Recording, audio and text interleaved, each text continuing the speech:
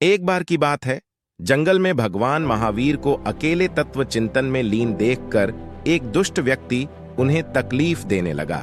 लेकिन भगवान महावीर फिर भी शांत रहे। इससे उसकी हरकतें बढ़ती गईं। महावीर ने न तो गुस्सा किया और न ही उस व्यक्ति को रोकने की कोशिश की।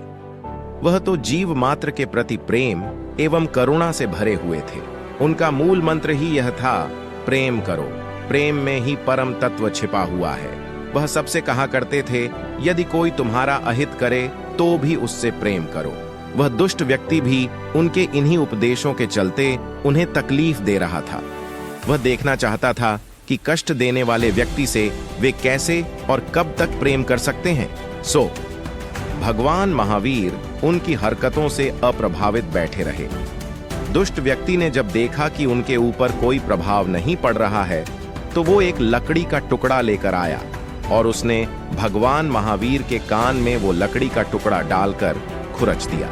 लकड़ी का टुकड़ा कान में खुरचने से भगवान महावीर के कान से खून बहने लगा।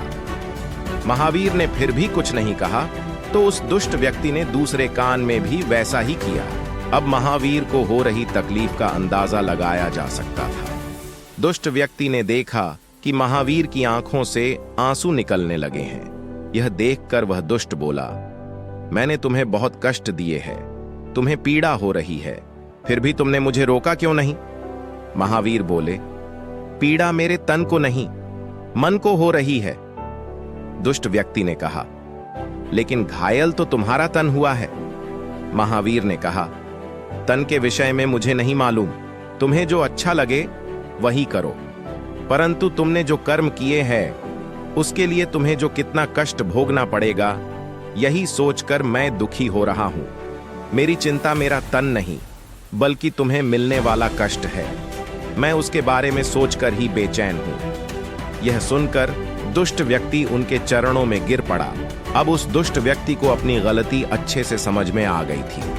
अब उसे अपने किए पर बहुत पछतावा हो रहा था।